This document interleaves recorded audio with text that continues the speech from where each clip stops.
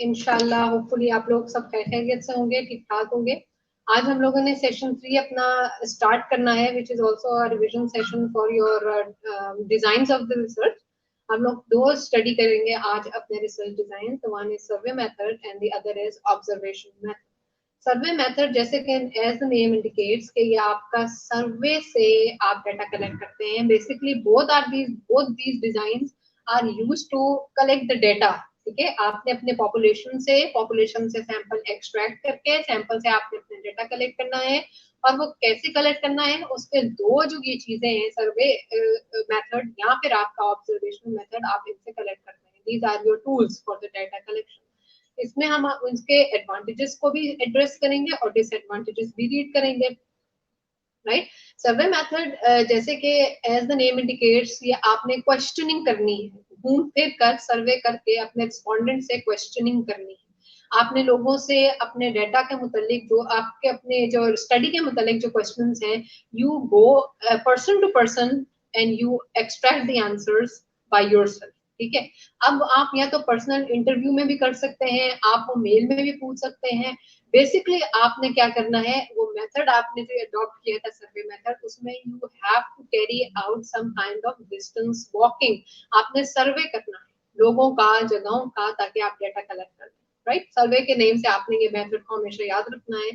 Information आपने collect करनी होती है। इंफॉर्मेशन कैसे कलेक्ट करते हैं? ऑब्जर्व करके नहीं, थ्रू आस्किंग क्वेश्चन। सर्वे का मेन जो एलिमेंट है, मेन जो इसका फोकस है, मेन जो इसकी बात है, जो फाउंडेशन है, it depends upon your questions. आप क्वेश्चंस करेंगे रिस्पोंडेंट से, so they will answer you and you will extract the data from them.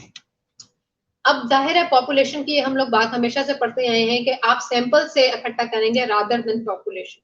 जाहिर है आप पॉपुलेशन से तो पूरी population of the Karachi, for example malarial patients, you are carrying out research on malaria patients, you do not need to go to the malaria patients of all Karachi। ठीक है, आप कराची के तमाम मलेरिया पेशेंट्स पे नहीं जा सकते उनसे क्वेश्चंस करने के लिए।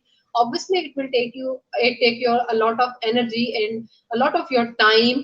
ठीक है, टाइम कंस्ट्रेंट होता है, बजट रिस्ट्रेन होता है, तमाम चीजों को आप कंसिडर करते हैं। So what will you do then?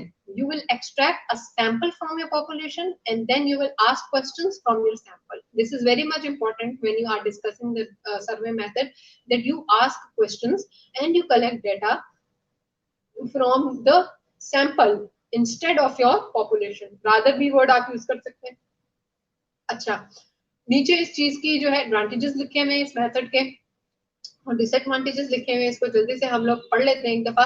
Administer करना इसको बहुत आसान होता है। इसका जो डाटा आप कलेक्ट करते हैं रिलायबल होता है। रिलायबल का क्या मतलब होता है? रिलायबल का मतलब होता है a thing which you can rely on, जिस पे आप ट्रस्ट कर सकते हैं, जो आपको ऑथेंटिक थोड़ी सी फील होती है।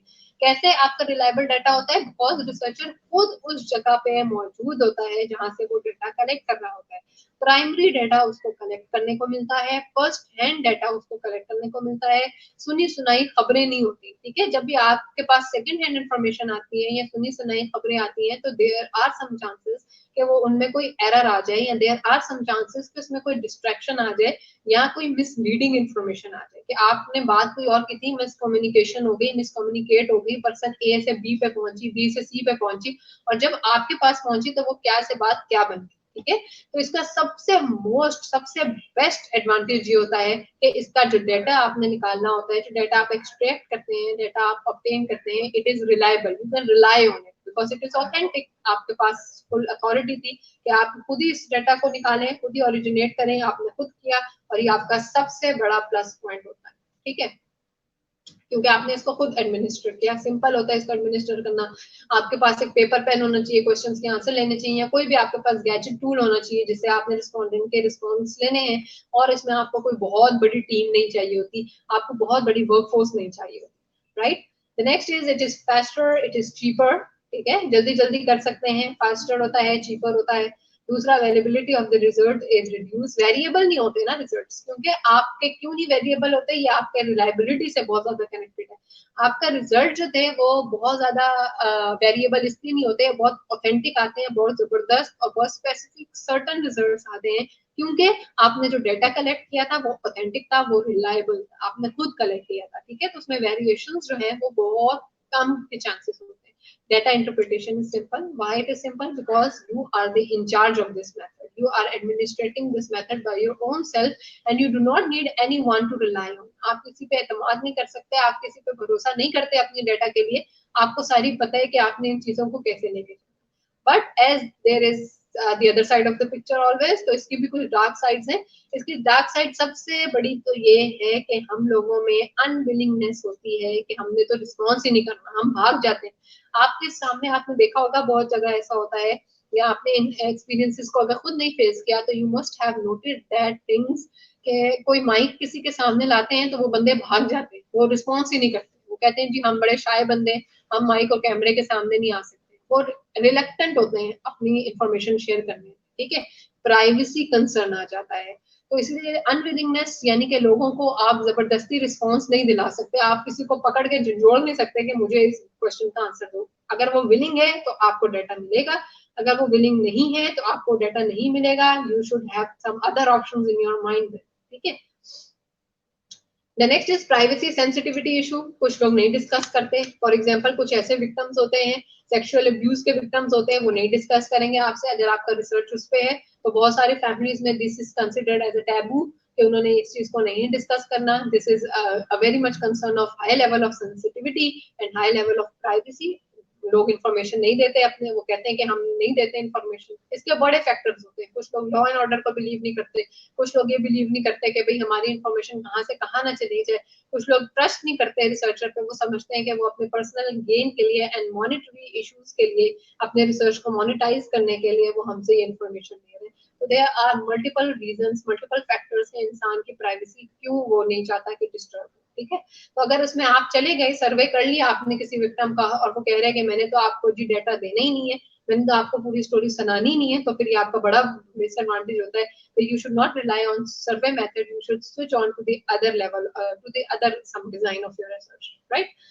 Structure and fixed alternatives questions sometimes lessen the validity of the data. अच्छा, इसमें अब सबसे बड़ा ये होता है, एक डिसएडवांटेज एक ये भी आ जाता है जब आप सर्वे करते हैं, किसी बंदे से कोई क्वेश्चन पूछ रहे. ठीक है, अब हर बंदे का माइंड अल्लाह ताला ने डिफरेंट बनाया है. आपने जिस माइंड से क्वेश्चन पूछा है, दूसरा जो आपका रिस्पोंडेंट है वो उस माइंड का नहीं होगा. ठीक है, वो आपसे पूछेगा कि can you explain this question further. आप प्लीज आसान लैंग्वेज में मुझे क्वेश्चन समझा सकते हैं या किसी और लैंग्वेज में ये क्वेश्चन समझा दें. चले आप मुझे कोई एग्जाम्पल देकर ये क्वेश्चन समझा दें. तो जब आपने अपने क्वेश्चन को मड़ोड़ा तड़ोड़ा चेंज कर दिया तो उसमें उसकी रिजल्ट की वैलिडिटी और एक्यूरेट ना आने का खदशा होता है. ठीक है, आपके जो रिजल्ट देखें, आपने जो क्वेश्चन खुद सोचा था कि मैंने ये क्वेश्चन ऐसे रखा है, एक स्टेटमेंट है, मुझे इसका ये आंसर मिलना चाहिए. ठीक है, वो क्वेश्चन ही आपने at the point of survey change कर दिया तो definitely it will have some kind of effect on your result also, जो कि आपको बाद में पता चलेगा. ये क्यों डिपेंड करता है? क्योंकि आप one on one person to person बात कर रहे होते हैं ना, आप लाइव होते हैं, आप समझ लें. तो जब आपने किसी से लाइव कोई बात की और उसने अगर आपको जैसा रिस्पॉन्स किया, फिर आपने अपने आप को अपनी चीजों को वैसे ही चेंजिंग करनी होती है, वैसे ही अमेंडमेंट्स करनी होती है. Right. So these were the advantages and disadvantages, but there are other ways of survey methods. Survey methods की ये kinds, survey method हम कैसे कैसे carry out कर सकते हैं. मेल इंटरव्यूइंग कर सकते हैं. ठीक है, मेल इंटरव्यूइंग किसे कहते हैं? मेल के थ्रू खत और खिताबत आपने भेज दी, एक खत पार्सल भेज दिया. ठीक है, आपने जो है खत पूरे जो पाकिस्तान पोस्ट की सर्विस यूज करते हुए या किसी भी पोस्ट की सर्विस यूज करते हुए आपने 50 क्वेश्चन आए जो है एनवेलप में डाले और किसी यूनिवर्सिटी में भेज दिए और साथ आपने अपना प्रीफेस डाल दिया, आपने अपना लेटर डाल दिया कि मैं रिसर्चर XYZ हूँ और मेरा टॉपिक है ABC और मुझे आपकी यूनिवर्सिटी से 50 प्लीज ये क्वेश्चन आए फिल करा दें. तो आपको वो क्वेश्चन फिल करके वापस आपके घर आ जाते हैं. इसको कहते हैं हम मेल इंटरव्यू. ठीक है, या फिर आप मेल एक पैनल बिठाते हैं, मेल पैनल एक यूज करते हैं जिसमें you can use the help of your machinery और you can use the help of your individuals. Right. Next आपके पास पर्सनल इंटरव्यू आ जाती है. पर्सनल का रूट वर्ड पर्सन से ऑब्वियसली निकला है, जो कि आपने इन पर्सन बैठ के करना है. मेल इंटरव्यूइंग में आप इन पर्सन नहीं होते, थर्ड पार्टी इन्वॉल्व हो जाती है, सर्विस इन्वॉल्व हो जाती है, आपकी पोस्ट सर्विस इन्वॉल्व है यहाँ पर. ठीक है, जो आपको भेजेगी जहाँ से आपको इंटरव्यू की क्वेश्चंस आपने फिल कराने. But when it comes to personal interview you are in charge of the session. आप इन चार्ज होते हैं. You ask the questions by your own self. You ask the question in person to person, and the other person might be sitting in front of you. कैसे? Whether in home, whether in mall intercept. Mall intercept यानी कि किसी भी shopping mall में, किसी भी shop में आप माइक लेके गए, कैमरा लेके गए, आपने उससे पूछा जी बताएं आपके इसके मुतालिक क्या व्यूज हैं, आपका कोविड-19 के मुतालिक क्या व्यूज हैं, कुछ भी आपने पूछ लिया, लेकिन आप उस जगह पे मौजूद थे, ठीक है?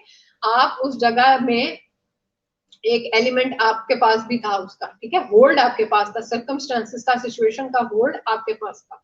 फिर कंप्यूटर सिस्टम भी हो सकते हैं, यानी कि by the use of computer हम स्काइप कॉल कर लें या हम कोई भी जूम वगैरह कोई भी एप्लीकेशन की कॉल कर लें और डायरेक्ट मैं आपसे कोई क्वेश्चन पूछूं, that will be included as your personal interview, ठीक है? इसमें person is included, person is involve. You can not rely on the other devices, you cannot rely on the hidden services to extract your data, right? आप सामने बैठ के data collect कर रहे हो. Okay, the next is, look at the left side, is telephone interviewing. As the name indicates that this interviewing is carried out by telephone. It can be traditional, it can be computer assisted. Traditional में आपके PDCLs भी आ जाते हैं, landline numbers आ जाते हैं और आपके mobile phones भी आ जाते हैं, जिसमें आपने फोन करके किसी से इंटरव्यू लिया, आपके पास मोबाइल कंपनीज के बहुत ज्यादा एड्स आते हैं या बहुत ज्यादा आपको कॉल्स आती हैं कि हमारी फलानी सर्विस से आप कितने जो है मुतमईन है, या अगर आप अपना ATM for example recharge ATM आप अपना वो करते हैं, क्या बोलते हैं उसको, एक्टिवेट, यस, आप एक्टिवेट अपना एटीएम करते हैं, तो आपके पास एंड में आता है कि अगर आप हमारी सर्विस से मुतमईन है तो प्लीज प्रेस 1, अगर मुतमईन नहीं है तो press 2. So that is another form of interviewing. They are interviewing to collect the data for their own performance, right? आपने 1 press किया या 2 press किया, that entirely depends upon you. But on the other side, they are looking for their own data. अच्छा, फिर ये telephone interviewing computer based system भी हो सकती है, बिकॉज आप लोगों का दौर देखें कहाँ का कहाँ जा रहा है, सारी चीजें ट्रेडिशनल से हट के मशीनरी में आ रही हैं, मैकेनाइज्ड हो रही हैं. आपके पास गैजेट्स होते हैं जिससे आप जो है कॉल्स वगैरह करते हैं, इसी तरह आपके पास फोन्स होते हैं, इंटरनेट फैसिलिटी होती है जिसे आप टेलीफोन करते हैं. आपने जब टेलीफोन का वर्ड यूज किया, चाहे वो आपने ट्रेडिशनल यूज किया या चाहे that was used with the assistance of your computer, whatever you are comfortable with, but you are extracting data from this device, the telephone device, right? The next is electronic interviewing. Electronic, as the name considers, email or internet. Internet से आपने किसी भी तरीके से use किया है, तो email से आपने अपना क्वेश्चन आयर फिल कर दिया है, ईमेल पे अपने क्वेश्चंस लिख के भेज दिए हैं, वो आपको ईमेल का रिप्लाई करते हैं, आपको क्वेश्चंस के आपको आंसर्स मिल जाते हैं, यानी कि रिस्पोंडेंट्स ने आपको रिस्पॉन्ड किया. अब हर चीज के जैसे कि सर्वे मेथड्स हैं, ठीक है? सर्वे मेथड एक मेथड का नाम है और आगे उसकी काइंड्स हैं. हर काइंड के अपने प्रोज एंड कॉन्स हैं, हर काइंड्स के अपनी dark sides and bright sides हैं. जैसे कि हर चीज की अल्लाह ताला ने एक खासियत भी बनाई होती है, और लेकिन वो चीज किसी एंगल के लिए नुकसानदेह भी साबित होती है. तो same is the case with your research. अगर आपने रिसर्च के लिए अपना कोई मेथड यूज किया है तो you should consider the advantages and the disadvantages side by side, कि मैंने अपना जो डाटा अगर मैं ऐसे कलेक्ट करूंगा, मेरी पर्पस ऑफ स्टडी अगर ये है and this is how I am going to collect my data, so what are the factors which I have to keep in my mind, what are the advantages जो मुझे इससे benefit हो सकते हैं, what are the disadvantages जिसको मैं omit कर सकता हूँ, राइट? टेलीफोन इंटरव्यूइंग जो है बेस्ट मेथड कंसिडर की जाती है क्योंकि क्विक होती है. यहाँ पे आपने फोन दबाया, दूसरे ने फोन उठाया, आपने कहा हाँ ऐसा करते हो, यस नो, वो बोलेगा हाँ हाँ ये करते हो, प्रेस 1 2, उसने प्रेस 1 2 कर दिया. Quick, fast, very much appropriate, ठीक है? रिस्पोंडेंट्स आपको फटाफट इंफॉर्मेशन देते हैं, आपके पास रिस्पॉन्स फौरन कलेक्ट होता है. आप 5 मिनट में 5 कॉल्स कर सकते हैं. अगर 60 मिनट्स के लिए अगर आपने एक कॉल के लिए टाइम अपना एलोकेट किया है, तो आप हर 5 मिनट बाद जो है बहुत सारे डेटा कलेक्ट कर सकते हैं. इसकी 2 टाइप्स हैं, हमने पढ़ी है, जो है ट्रेडिशनल भी होती है, कंप्यूटर असिस्टेड भी होती है, यानी with the help of computer. के एडवांटेजेस क्या है? Very fast method. सबसे पहली बात आपने ये बतानी है कि जी ये बड़ा फास्ट होता है, बहुत ज्यादा तेजी से आप इसका डेटा कलेक्शन करते हैं. Response rate is better. Obviously जब कोई चीज फास्ट होगी तो उसका रिस्पांस रेट भी आपको बहुत जल्दी मिलेगा, राइट? ऐसा नहीं होता कि वो बोले कि आप मुतमईन हैं हमारी परफॉर्मेंस से, प्रेस 1 2, तो आप कहें कि मैं कल दबा दूंगा, वो कॉल ही नहीं रहती है, ठीक है? आपने डाटा के कलेक्शन में उनका पार्ट ही नहीं बना, राइट? तो रिस्पांस रेट आपका बेटर होता है. Quality of information is better. जाहिर है आप इंटरव्यू कर रहे हैं, आप इंचार्ज हैं, सिर्फ आप ही सुनने वाले हैं अपने रिस्पोंडेंट के रिस्पॉन्स को, तो फिर आप सुनेंगे और आप बताएंगे, तो क्वालिटी ऑफ इंफॉर्मेशन तो जाहिर है वहां पे रहेगी, standardised. This costly method, because the telephone calls are very much cheap nowadays. There are a variety of packages, social packages हैं, telephone packages हैं जो पे आपको ऑफर करते हैं, तो ये उतना कॉस्टली नहीं बनते। Less administrative problems, because you are the only administration. जब तक देखें रिसर्चर के पास सारी चीजें होती हैं, उसके अंदर ये प्रॉब्लम्स नहीं आती, एडमिनिस्ट्रेटिव प्रॉब्लम्स बिल्कुल नहीं आती। लेकिन जब आप अपने टीम के साथ बीइंग अ रिसर्चर अपने साथ और लोगों को इंक्लूड कर लेते हैं और लोगों को इन्वॉल्व कर लेते हैं, तो आपके पास एडमिनिस्ट्रेशन प्रॉब्लम्स आना शुरू हो जाती हैं। तो you should consider this thing in your mind कि अगर जो मैं डाटा कलेक्ट कर रहा हूँ, whether I need some more humans with me, whether I need some more workforce with me, और can I rely on my own self, by my own self. ठीक है, तो ये आप कंसिडर करते हैं। इसमें अगर आपने लेस एडमिनिस्ट्रेटिव प्रॉब्लम्स आती है इसी वजह से, है होती ही नहीं है, 0 to none होती, इक्वल टू नन होती है, क्योंकि आप खुद ये तमाम चीजें हैंडल कर रहे होते हैं, you are the boss, right. अब डिसएडवांटेजेस क्या होते हैं कि लॉन्ग डिस्क्रिप्टिव आंसर के लिए नहीं सही है। आप टेलीफोन करते हैं और बताते हैं जी मुझे बताएं वो वाकया कैसा हुआ, चोरी आपके घर कैसी हुई, और वो उसमें इतनी बड़ी कहानी जो है वो तैयार की हुई होती है। लॉन्ग एक्सप्लेन्ड आंसर्स को अब आप नैरो डाउन कैसे करेंगे? आपके पास इतने इतने वर्ड्स जमा हो गए, इतनी सारी चीजें जमा हो गई, वो आपको क्या करती हैं फिर, इतने लोगों की बातें क्या करती हैं, आपको डिस्ट्रैक्ट करती हैं। आपका असल मकसद पे आपका फोकस नहीं रहता। You start moving around, you start orbiting around, ठीक है, you tend to move away from your nucleus, आप दूर कहीं चले जाते हैं, ठीक है। Respondents are reluctant about providing personal information. हाँ, कुछ लोग कहते हैं कि भाई ये तो टेलीफोन कॉल रिकॉर्ड ही ना कहीं हो रही हो, ठीक है, I can not give you my information, I cannot tell you what my income is, what is my age, what is my achievement in this case, or what did I face in this situation. I am not going to tell you. The other person can say just like that. Respondents आपको serious और simple no भी कह सकते हैं। फिर आप क्या करेंगे? आपके पास victims पहले ही कम थे और एक विक्टिम ने आपको फुल इग्नोर कर दिया कि मैं तो आपको इन्फॉर्मेशन नहीं दे सकता, मेरे पर्सनल इश्यूज हैं, तो आपके लिए टेलीफोन इंटरव्यूइंग जो है थोड़ा सा खतरनाक मेथड कंसिडर हो सकता है। नेक्स्ट, जो इन लोगों के पास टेलीफोन ही नहीं है, how can you approach them? आप उनको अप्रोच ही नहीं कर सकते। गांव के कोई इलाके हैं, कोई आपका रिसर्च ही गांव के इलाके में, उनके पास टेलीफोन ही नहीं है, तो you are not going to do this method, you are not going to adopt this method in survey. बेशक आप सर्वे कर रहे हैं, but you will go in personal interview, उस बंदे से खुद मिलने जाएंगे, because the person does not possess any kind of telephone in his home, right. इसके डिसएडवांटेजेस है। Personal interviewing, as the name suggest, मैंने आपको पहले बताया है, it indicates something that is done in person to person. इसकी 3 types हैं, in home, mall interception, computer assisted, which I have already discussed earlier. और ये आपको करते हैं फेस टू फेस सर्वे करते हैं टारगेटेड पॉपुलेशन से या टारगेटेड सैंपल्स, ठीक है, जहां से आपने बेसिकली टारगेटेड का वर्ड यूज होता है जहां से आपने कोई इंफॉर्मेशन लेनी जो आपका टारगेट में, ठीक है। इसके एडवांटेजेस क्या है? हाई रिस्पॉन्स रेट, आपके सामने एक बंदा बैठा है, आपको उसी वक्त रिस्पॉन्स करेगा, बड़ा जबरदस्त आपके पास रिस्पॉन्स आएगा, fast and accurate. Tolerable longer interview, आप बर्दाश्त कर सकते हैं, कॉल तो चले आप नहीं बर्दाश्त करते, लंबी लंबी सामने आपके बैठा है तो आप बर्दाश्त कर सकते हैं, you can tolerate it. The next is useful to obtain detail information, अगर आपको बहुत डिटेल इंफॉर्मेशन चाहिए तो आप पर्सनल इंटरव्यू में ही जाते हैं।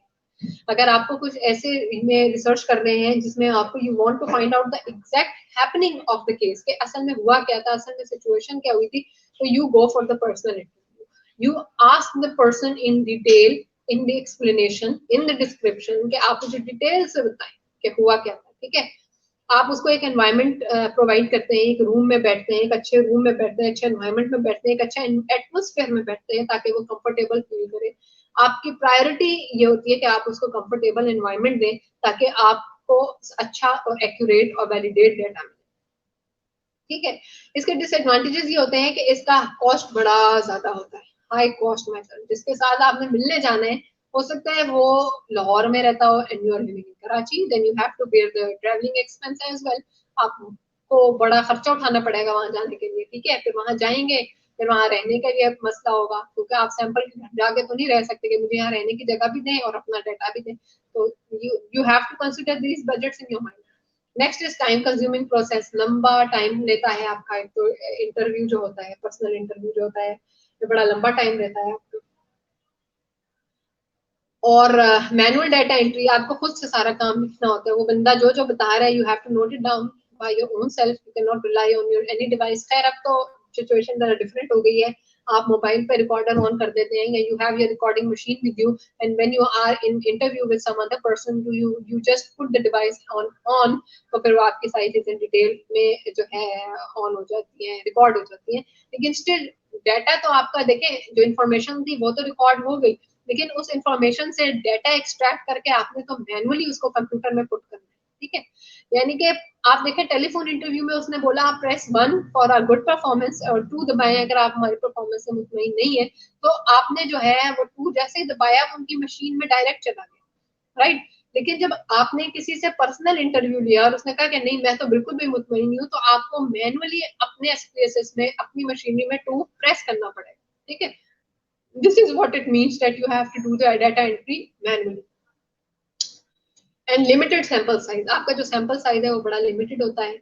आप बता देते हैं कि आप देखिए 50 बंदे हैं, आप 50 बंदों से इंटरव्यू नहीं कर सकते, आप 50 में से कोई और ऐसे बंदे निकालेंगे जो आपको कंसिडर किया जाएगा कि इनसे तो यार जरूरी है लेना, ठीक है।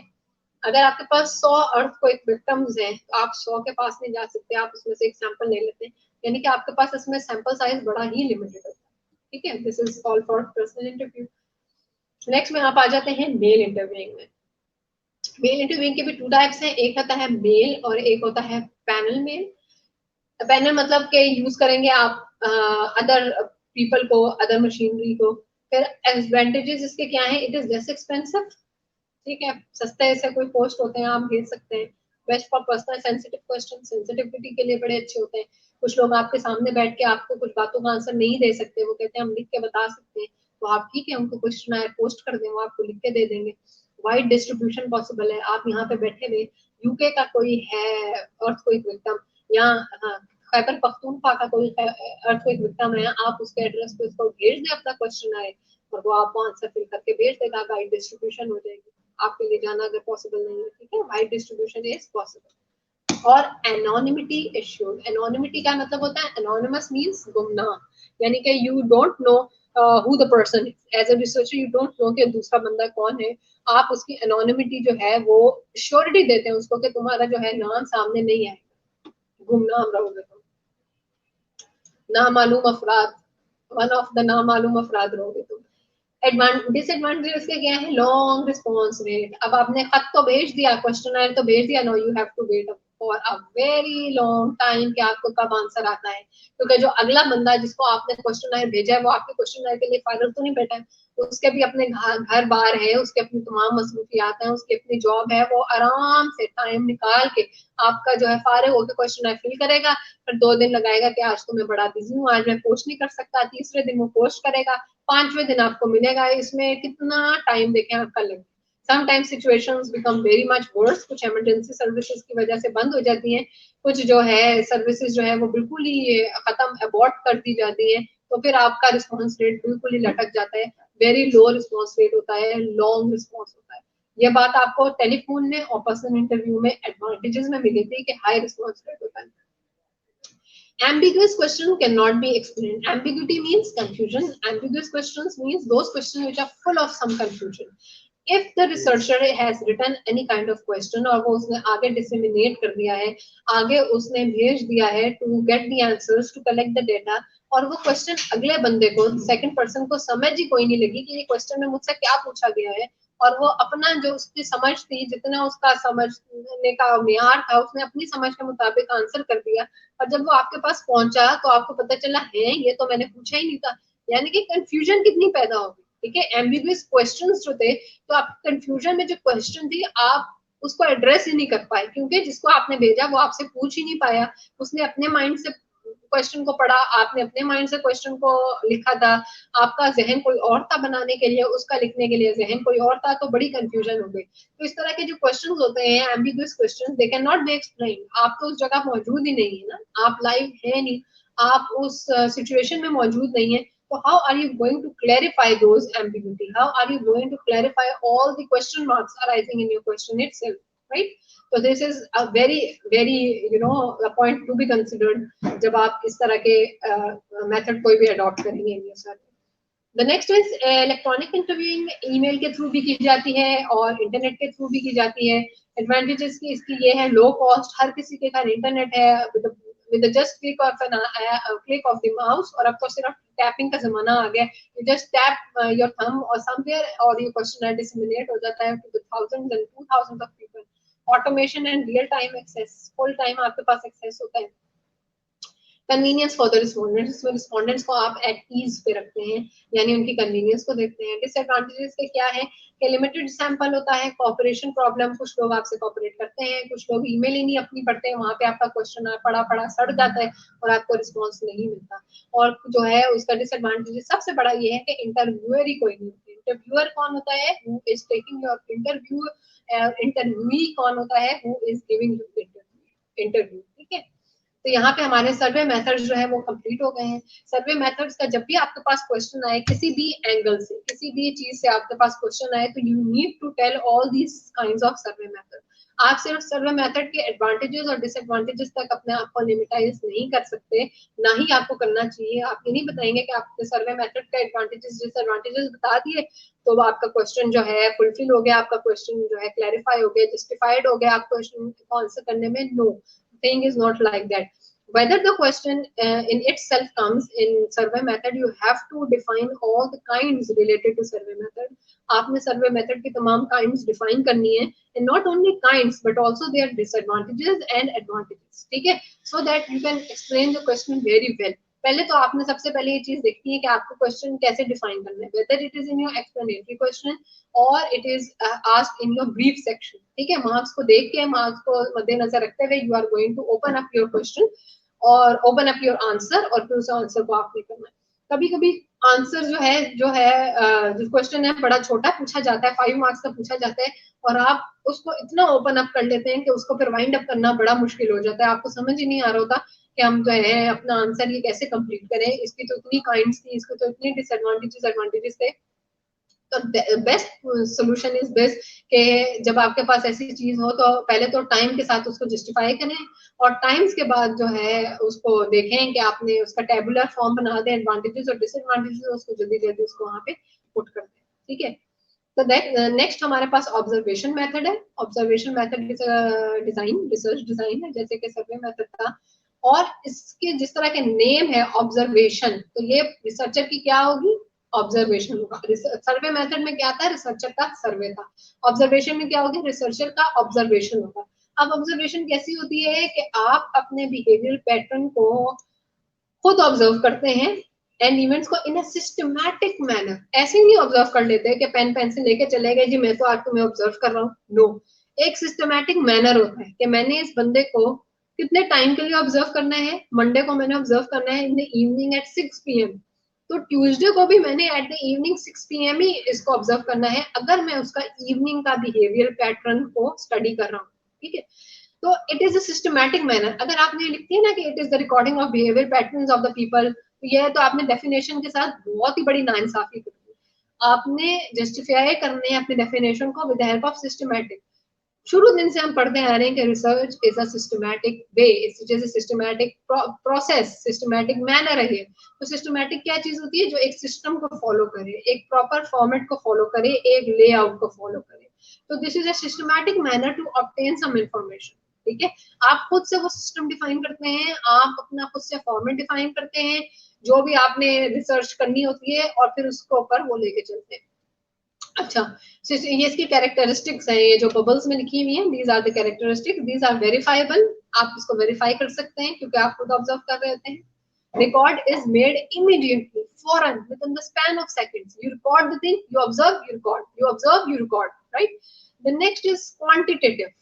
ठीक है, आप नंबर्स में रिकॉर्ड करते हैं. द फ्रीक्वेंसी, अगर मैंने देखना है how many times a person is taking tea, मैं देखूंगी, ऑब्जर्व करूंगी कि 6 बजे से 7 बजे तक वो कितनी दफा टी ले रहा है, तो I will write in quantitative way, in a quantitative manner, like 4 in the digital form. It is a systematic method, it is a quantitative method, plus it is a systematic method जो मैंने आपको बताया. So you should follow it in a systematic way, in a proper way, in a formal way, and then it is specific, it is unambiguous, it is very much certain. Your dimension आपको पता होती है कि this is the only direction which I am going to look in my research, you just go for it, right? आप किसी और dimension पे नहीं अपने आप को divert करते। इसके भी बड़े advantages और disadvantages हैं। एक ये कि बड़ा एडवांटेज तो बड़ा ये है कि सिंपल मेथड है, जाएं और ऑब्जर्व करें, किसी से कोई बात नहीं करनी आपने।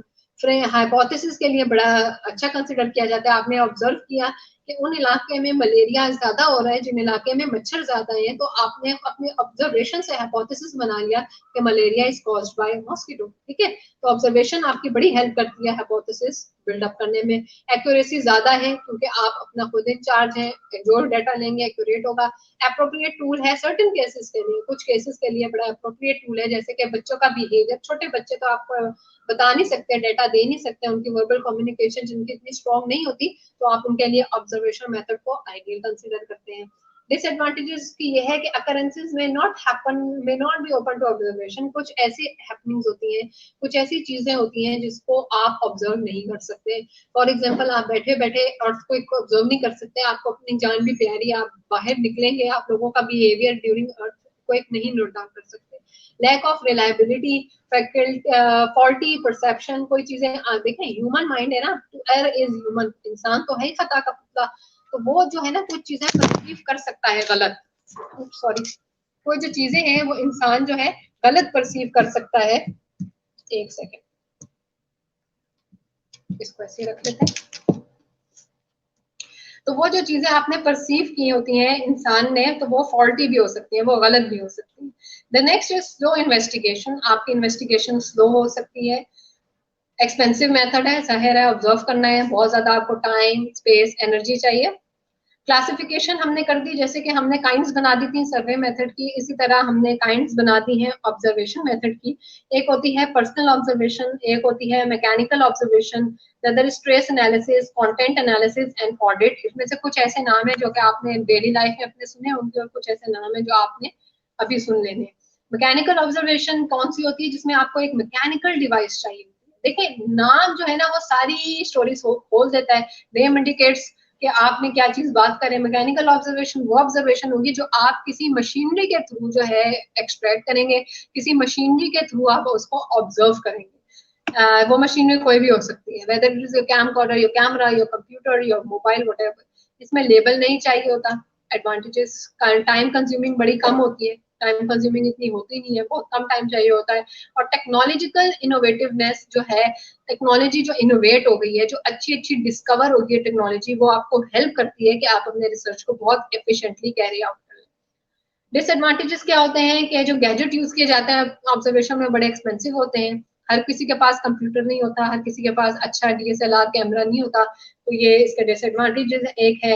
और एक ये है कि हर कोई जो है ऑब्जर्वेशन जो है, कुछ जो ऑब्जर्वेशन है वो लोगों की प्राइवेसी को टच करती है, लोगों की प्राइवेसी से टच होती है, जिसमें लोग जो है बड़ा फील करते हैं, और आपका जो ऑब्जर्वेशन है वो सही नहीं होता।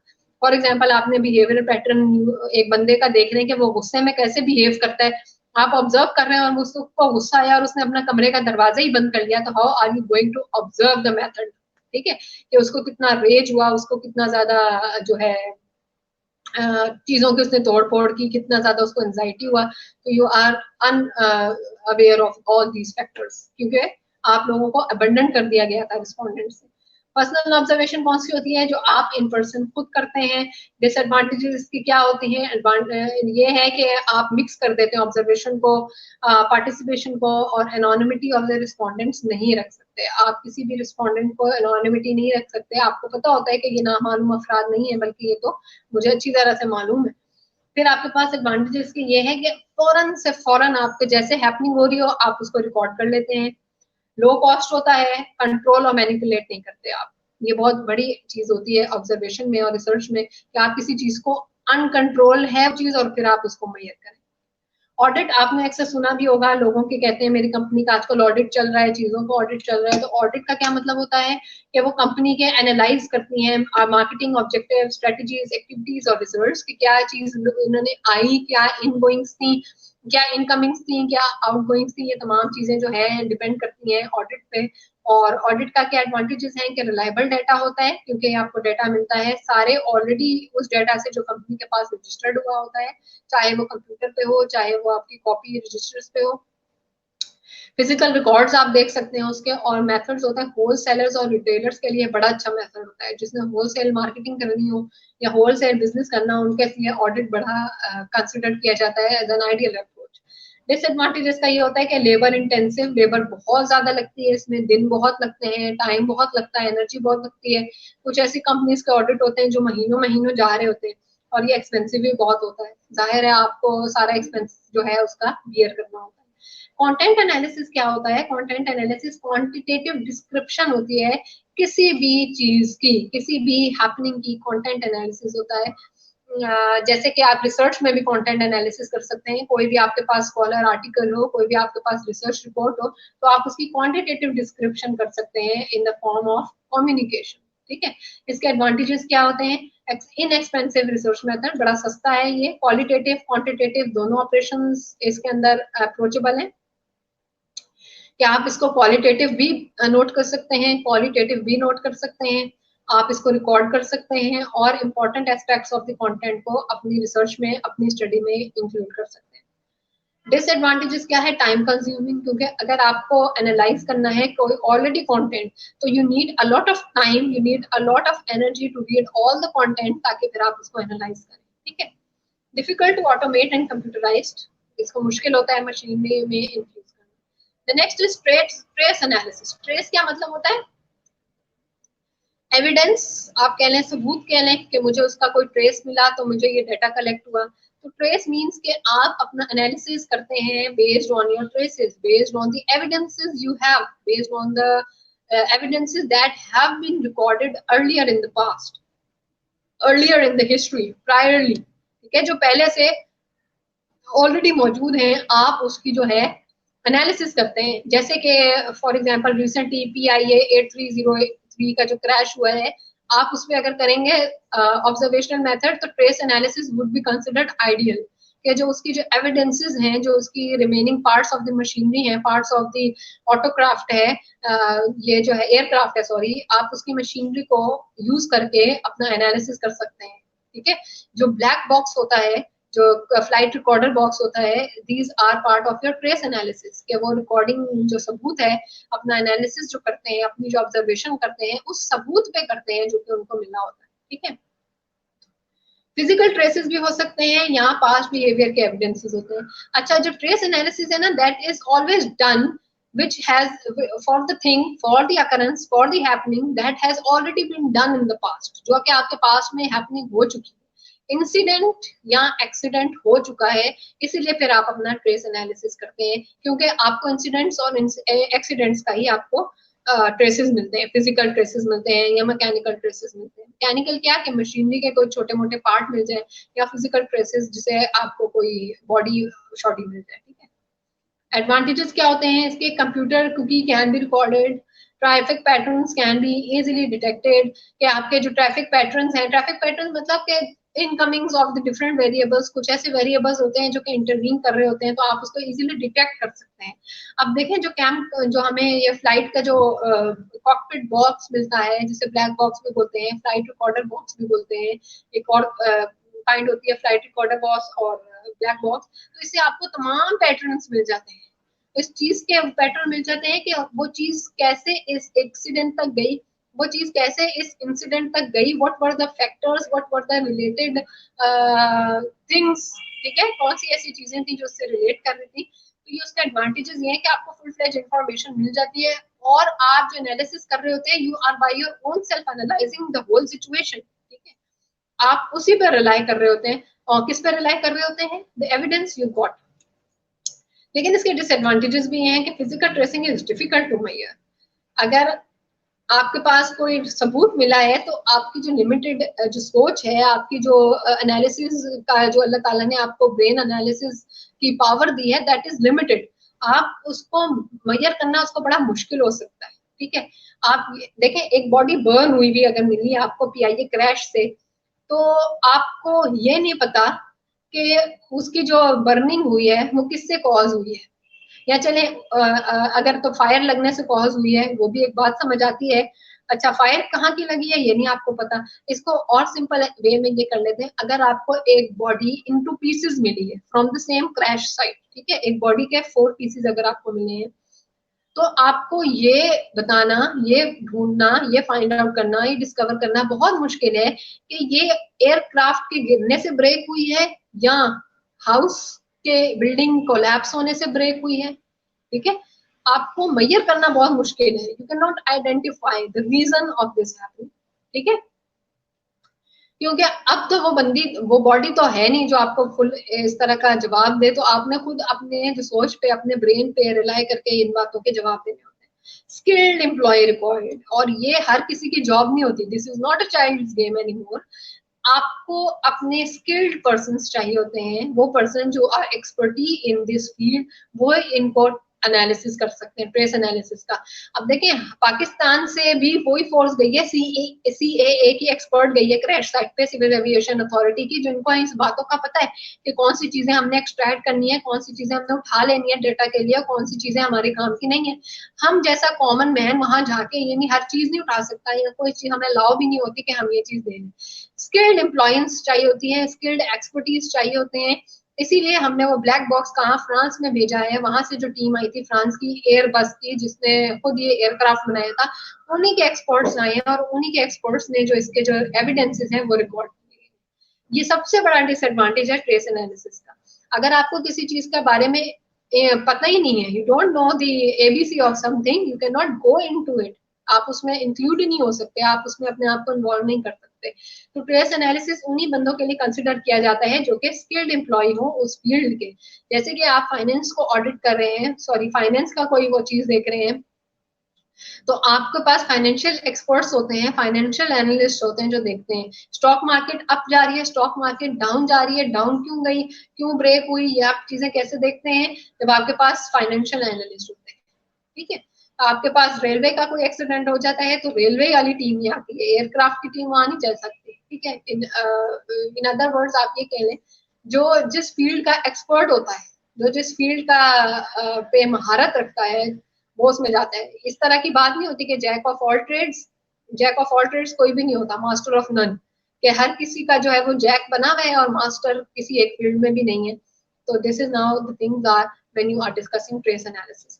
तो this is the last topic of your observational method. आप अपने ऑब्जर्वेशनल मेथड को बता देते हैं, ऑब्जर्वेशनल मेथड में ये तमाम काइंड्स ऐड करते हैं। ठीक है, तो जब भी आपके पास सर्वे का मेथड आए या ऑब्जर्वेशन का मेथड आए, you need to consider all these approaches by their with their advantages and disadvantages as well, right? तो आप अपने क्वेश्चन को बहुत डिफाइन कर सकते हैं, डिस्क्राइब कर सकते हैं इन अ गुड वे। तो ये स्लाइड्स भी ऑलरेडी होपफुली सबके पास होंगी, जिनके पास नहीं है do let me know, and if you have any question related to these slides or the topics which we have discussed earlier in the previous sessions, do let me know. Just drop me a message on my WhatsApp or whatever means you are comfortable with. Inshallah, I'm going to answer all your questions. So this is all for this session. See you inshallah for the next session, जिसमें हम अपना next topic जो है वो discuss करेंगे। अब तक के लिए इतना ही आप रखें, और इसको और डिटेल में अपनी स्लाइड्स भी पढ़ें और नोट्स भी जो मैंने आपको प्रोवाइड किए गए हैं। इंशाल्लाह see you in the next session. That is all for today. Keep yourself safe, stay home, stay safe. अल्लाह हाफिज एवरीवन।